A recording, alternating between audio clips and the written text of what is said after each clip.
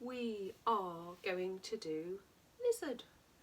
So we're going to come into downward facing dog, hands placed firmly on the floor, weight on the knuckles, roll the toes up, spine nice and straight, and come up to downward facing dog. Cycle it out for a moment. Okay, in this position we are going to lift up our right leg high into the sky, and then we're going to bring this right foot towards the outside, give it a bit of a shuffle, the outside of our right hand. Now in this position we're going to make sure that the ankle is over the knee, that the leg is at a 90-degree angle. We've got both hands now facing towards the mat. We're looking our gaze straight ahead. Now in this position we want the shoulders to relax, we want the spine to be nice and straight, and we want to feel that stretch into that psoas muscle. Now we can make many adaptations in this position. We can, for example, bend that knee and relax that foot coming onto that foot, bearing in mind, be aware of any knee injuries, and we can stay in this position. We can, if we want to have more of a stretch, we can bring the elbows down towards the floor, bearing in mind the integrity of that pelvis.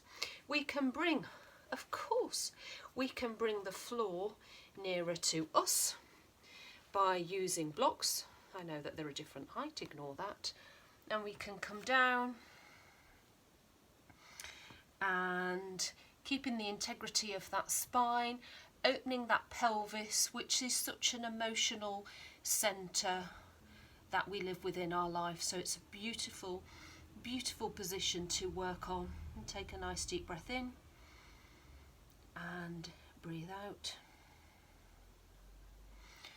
And we can bring those hands up, remove the blocks. And if we want to increase the stretch, if we're feeling happy with that, we can straighten that leg. We can obviously, if we've got more flexibility, my left hip is a bit sore, we can go on to our forearms. And to come out of this position, we're going to go back into downward dog, so our hands are planted firmly on the floor, weight distributed between each fingertip, and then we're just going to gather that right leg and bring it back into our downward facing dog, and just a nice stretch into that lower back, shoulders back, and then we'll repeat. So my left hip is tight, so I'm going to take that left leg up, stretch that left leg, and then bring it up, and then bring our hands to the inside of that leg. And again, as we did on the right hand side, keeping that spine nice and neutral, making sure that the ankle is above the knee, that leg is at a nice 90-degree angle, that the spine is straight, that our gaze is facing forward. And again, we feel that stretch into the right psoas muscle, into that left hamstring. And we keep the weight distribution equally on our fingers, breathing in and breathing out. And again, we can bend that right knee. We could put a blanket under the right knee if we wanted to.